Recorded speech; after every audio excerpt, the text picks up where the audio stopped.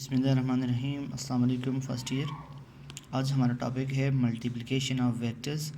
Last time हमने addition पर बात की थी और अब नेक्स्ट हमारे पास टॉपिक है मल्टीप्लिकेशन ऑफ वेक्टर्स। वेक्टर्स को मल्टीप्लाई कैसे करते हैं। जैसा कि एडिशन में हमने बात की थी कि वेक्टर की एडिशन अलजेब्रा की एडिशन की तरह नहीं है, वेक्टर्स की एडिशन के अपने रूल्स हैं। इसी तरह वेक्टर की मल्टीप्लिकेशन भी अलजेब्रा की तरह नहीं है कि 2 मल्टीप्लाई बाई 2 4 हो जाए। यहाँ 2 मल्टीप्लाई बाई 2 0 भी होगा। तो वेक्टर्स मल्टीप्लिकेशन के अपने रूल्स हैं। उन रूल्स में पहले हम डिवाइड करते हैं कि वेक्टर की मल्टीप्लिकेशन कितनी तरह की है। तो there are 3 types of vector multiplication, 3 ways of vector multiplication. एक में जिसको हम कहते हैं simple product, simple product. Second हमारे पास है dot product, dot product. Third हमारे पास है क्रॉस प्रोडक्ट। एक हमारे पास सिंपल प्रोडक्ट है, दूसरा हमारे पास डॉट प्रोडक्ट है और तीसरा हमारे पास क्रॉस प्रोडक्ट है। ये 3 किस्म की हमारे पास वेक्टर मल्टीप्लिकेशन होती हैं, simple product, dot product and cross product. ये वेक्टर मल्टीप्लिकेशन की 3 टाइप्स हैं। सबसे पहले हम सिंपल प्रोडक्ट के बारे में बात करते हैं कि सिंपल प्रोडक्ट कैसे होता है। तो सबसे पहले हम सिंपल प्रोडक्ट के बारे में बात करते हैं। सिंपल प्रोडक्ट, सिंपल प्रोडक्ट में ये है कि जब आप किसी वेक्टर को किसी स्केलर से मल्टीप्लाई करें, सपोज़ ए एक वेक्टर है, इसको आप किसी स्केलर नंबर से मल्टीप्लाई करें।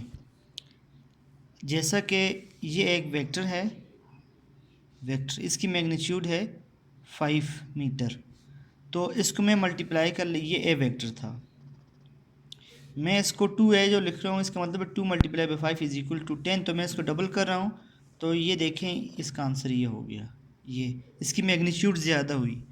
तो जब भी किसी वेक्टर को, क्लास ज़रूरी है कि एक वेक्टर हो और दूसरा मल्टीप्लाई होने वाला स्केलर हो। अगर दोनों वेक्टर्स होंगे तो दोनों फिर सिंपल प्रोडक्ट नहीं कहलाएगा, फिर वो डॉट या क्रॉस होगा। तो एक वेक्टर है और एक स्केलर है, तो इस सिलसिले में अब 2 बातें होंगी। देखें, या तो ये नंबर पॉजिटिव है या ये नंबर नेगेटिव है। तो उन 2 पॉइंट्स को हम ऐसे लिखते हैं, when the number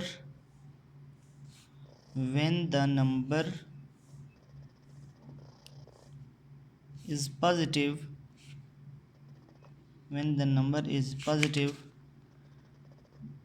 then it will increase its magnitude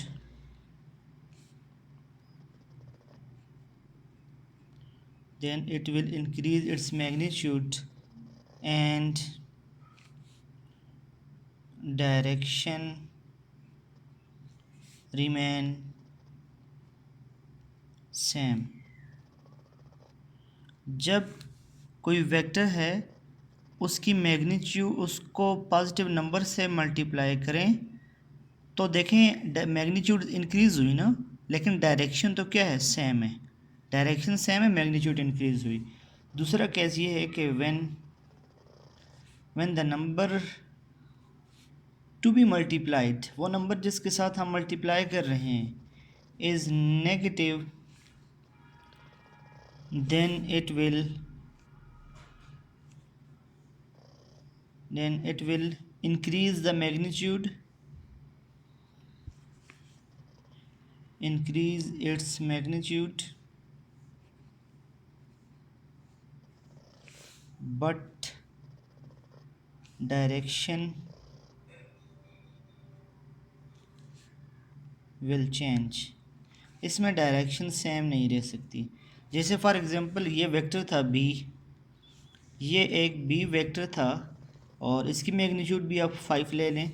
हम b वेक्टर को -2 से मल्टीप्लाई कर लें, हम लिखते हैं -2b, इसका मतलब -2 मल्टीप्लाई बाई 5, तो 5 यानी इसको डबल करें तो डबल तो हो जाएगा, -10 हो जाएगा। मैग्नीट्यूड तो ज़्यादा होगी लेकिन डायरेक्शन नेगेटिव का मतलब है अब ये इस तरफ हो जाएगी क्योंकि नेगेटिव रिवर्स हो जाएगी। ये है -10। तो जब नंबर पॉजिटिव होगा तो उस वक्त डायरेक्शन सेम रहेगी, जब नंबर नेगेटिव होगा तो उस वक्त डायरेक्शन भी ऑपोजिट हो जाएगी।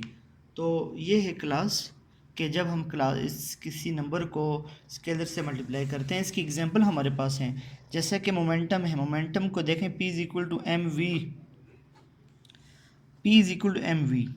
अब वेलोसिटी एक वेक्टर क्वांटिटी है, वेलोसिटी एक वेक्टर क्वांटिटी है, जबकि मास जो है, मास एक स्केलर क्वांटिटी है। तो देखें, जब स्केलर वेक्टर के साथ मल्टीप्लाई हो रहा हो तो ये है स्केलर, ये है सिंपल प्रोडक्ट। एक स्केलर नंबर जब वेक्टर के साथ मल्टीप्लाई हो तो ये केस है, ये सिंपल प्रोडक्ट हम इसको कहते हैं। सेकंड हमारे पास जो है वो है dot product. Dot product, dot product, इसका दूसरा नाम भी आप लिख लें, इसका दूसरा नाम है स्केलर प्रोडक्ट। इसका दूसरा नाम है स्केलर प्रोडक्ट। इसको हम डॉट प्रोडक्ट या स्केलर प्रोडक्ट कहते हैं। तो ज़रूरी है कि जो स्केलर या डॉट प्रोडक्ट हो इसमें दो वेक्टर मल्टीप्लाई हों। इसकी डिफिनीशन क्या है? व्हेन टू वेक्टर्स मल्टीप्लाई, ये अपने पास ये डिफिनीशन नोट करें जो मैं बोल रहा हूँ। When two vectors multiply in such a way that their result is a scalar quantity, it is called dot product.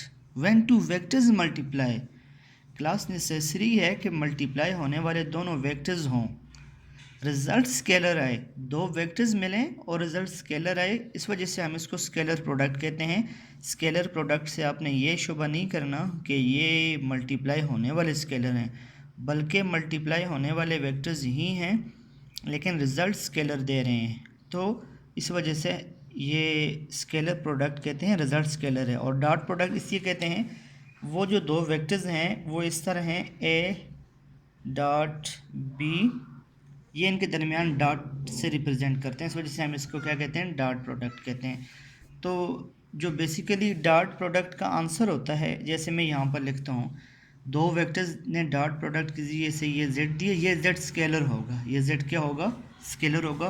फिर हम इसकी एग्जांपल मुख्तलिफ कर लेते हैं ताकि अब देखें, वर्क को देखें। वर्क फोर्स और डिस्प्लेसमेंट का डॉट प्रोडक्ट है। दोनों दो वेक्टर्स मिलते हैं, आपको रिज़ल्ट वर्क दिए, ये एक स्केलर क्वांटिटी है, तो ये एक स्केलर क्वांटिटी है। इसी तरीके से आपके पास काइनेटिक एनर्जी है, काइनेटिक एनर्जी है हाफ एम वी स्केयर होता है ना, ये बेसिकली होती है वी डॉट वी।